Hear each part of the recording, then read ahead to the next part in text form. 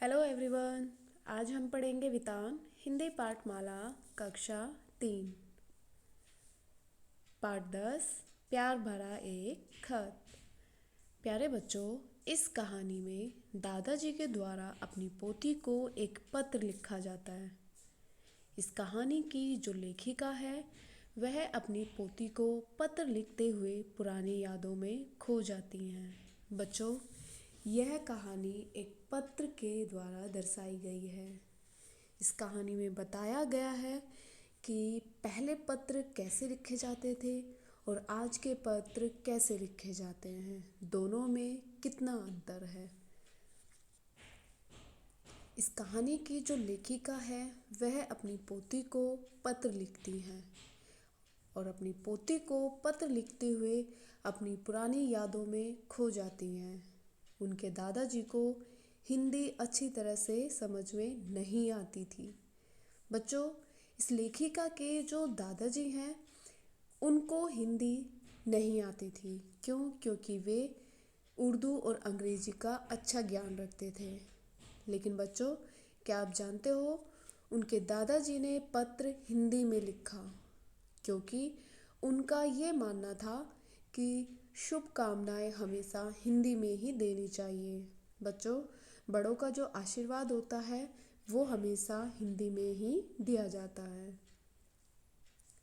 प्यारे बच्चों, पहले खत के पीछे हमारे बापू और कस्तूरबा का चित्र लगा होता था। बच्चों, बापू जो हमारे राष्ट्रपिता कहलाते हैं, जिनका पूरा नाम है मोहनदास करमचंद गांधी। कस्तूरबा उनकी पत्नी का नाम है, जिसे लोग बा कहकर भी बुलाते थे। तो बच्चों, पहले जो पत्र लिखे जाते थे उनके पीछे बापू और कस्तूरबा का चित्र लगा होता था, लेकिन जो अब नहीं लगा होता है। बच्चों, आजकल पत्र लिखने का तरीका बदल गया है।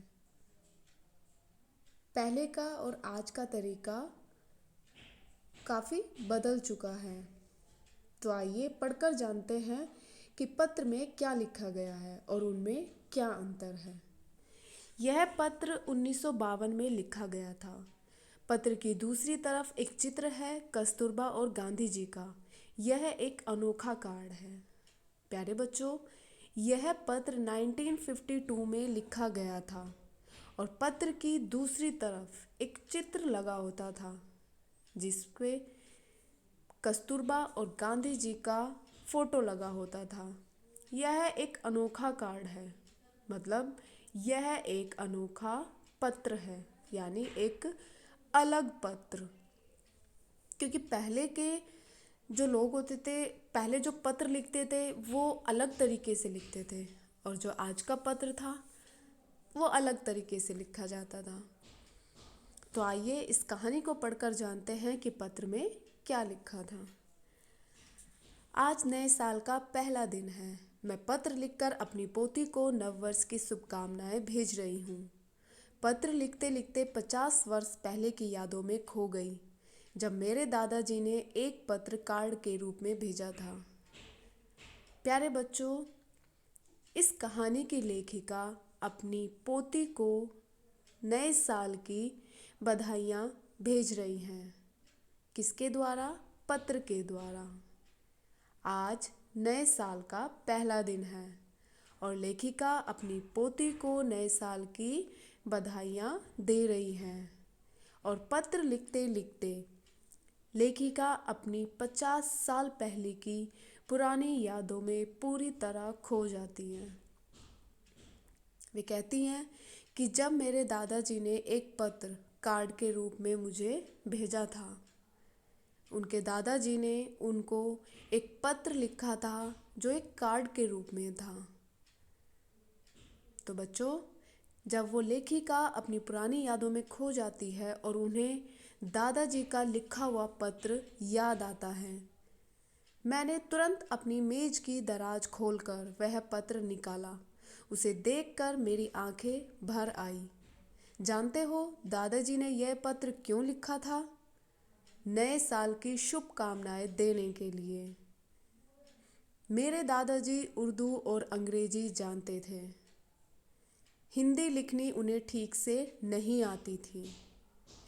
प्यारे बच्चों, जब लेखिका अपनी 50 साल पहले की यादों में पूरी तरह खो गई थी, तो उन्होंने अपने दादाजी के द्वारा भेजा गया पत्र अपनी मेज की दराज से खोलकर तुरंत निकाला। उन्होंने जल्दी से अपनी मेज की दराज को खोला और उस पत्र को बाहर निकाला, और जैसे ही उस पत्र को देखा और पढ़ना शुरू किया तो उनकी आंखें नम हो गई। किसकी? लेखिका की। तो लेखिका कहती हैं कि जब मैंने अपनी मेज की दराज से उस पत्र को निकाला और उस पत्र को देखा तो मेरी आंखें भर आई, यानी वो इमोशनल हो गई थी। तो वे कहती हैं कि क्या आप जानते हो कि दादाजी ने यह पत्र क्यों लिखा था? नए साल की शुभकामनाएं देने के लिए। उनके दादाजी ने उनको ये पत्र इसलिए लिखा था क्योंकि वे उन्हें नए साल की बधाइयाँ देना चाहते थे। लेखिका कहती हैं कि मेरे दादाजी को उर्दू और अंग्रेजी नहीं आती थी।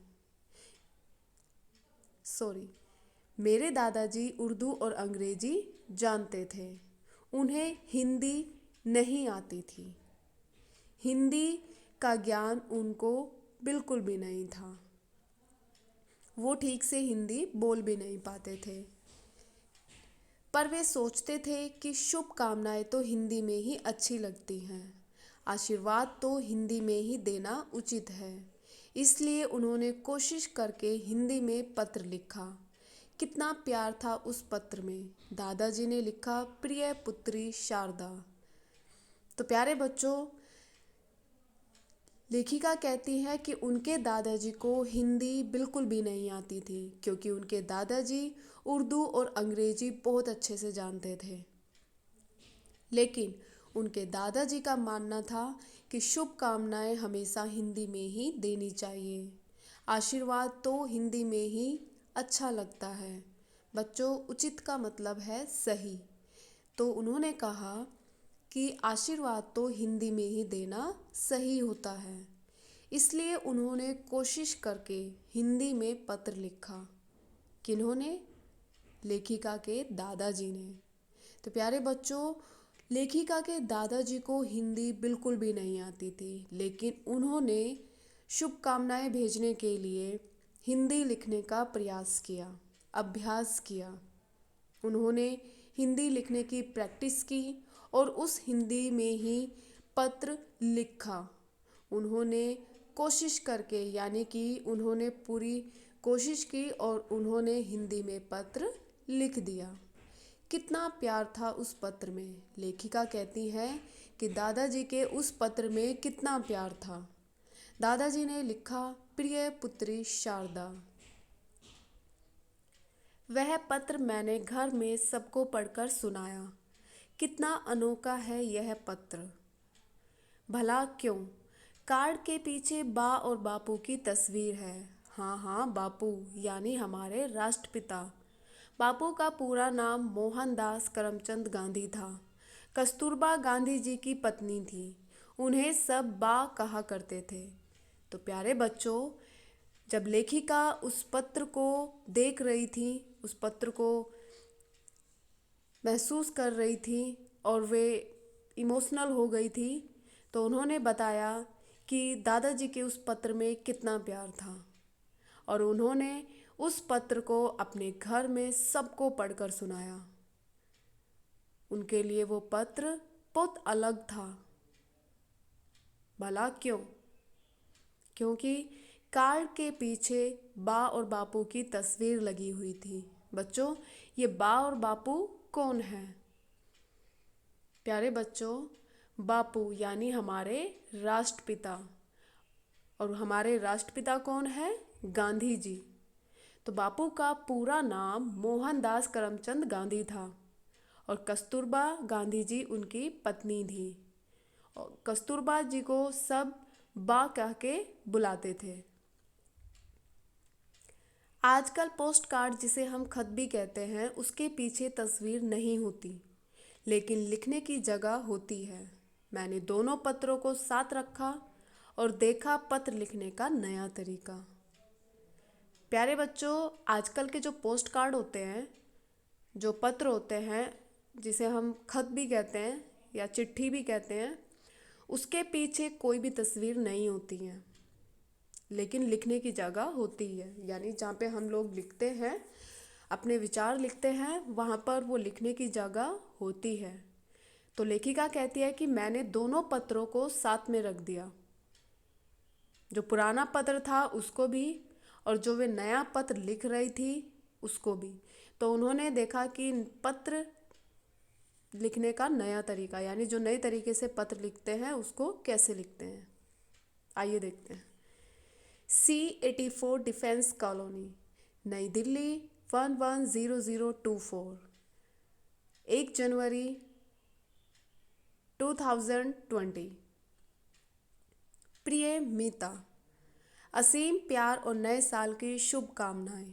इस नए साल में कुछ नया सीखना और करना ज़रूरी है। तुमने क्या सोचा है मुझे भी बताना। अगली छुट्टियों में अपनी मम्मी पापा के साथ आना। मैंने तुम्हारे लिए कहानियों की बहुत सी किताबें लेकर रखी हैं। सबको प्यार, तुम्हारी दादी माँ। तो प्यारे बच्चों, आज का जो पत्र है वो इस तरीके से लिखा जाता है जैसे आपकी किताब में दर्शाया गया है।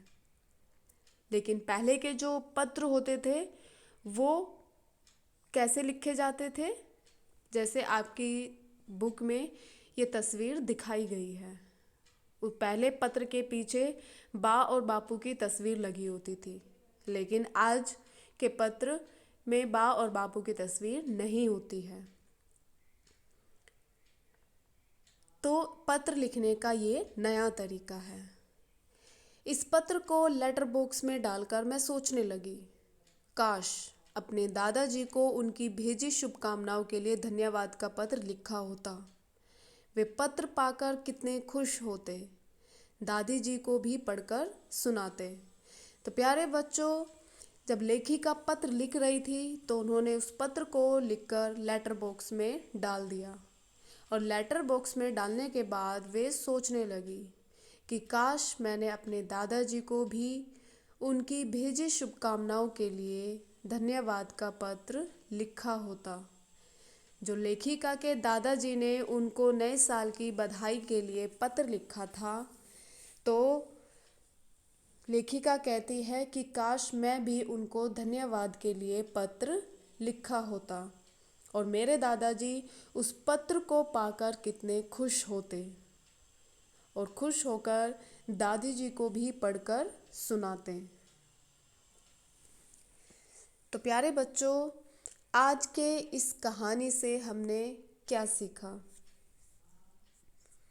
हमने ये सीखा कि पत्र, जो पहले के पत्र होते थे और जो आज के पत्र है, दोनों में बहुत अंतर था। पहले के जो पत्र होते थे उनमें पीछे बा और बापू की तस्वीर लगी होती थी, लेकिन जो आज के पत्र होते हैं उनमें बा और बापू की तस्वीर नहीं लगी होती है। बच्चों, इस कहानी से हमने एक चीज़ और सीखी है कि हमें पुरानी चीज़ों को सहेज कर यानी संभाल कर रखना चाहिए।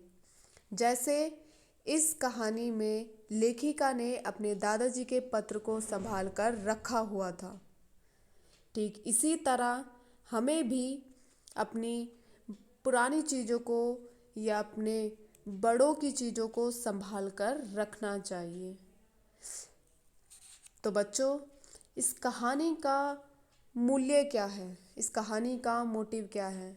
हमारी जो पुरानी चीज़ें होती है उनको संभाल कर रखना चाहिए। हमें सबको शुभकामनाएं देनी चाहिए और बड़ों के प्रति आदर और सम्मान का भाव होना चाहिए और अपने छोटों के प्रति प्यार और स्नेह, उदारता का भाव होना चाहिए। धन्यवाद।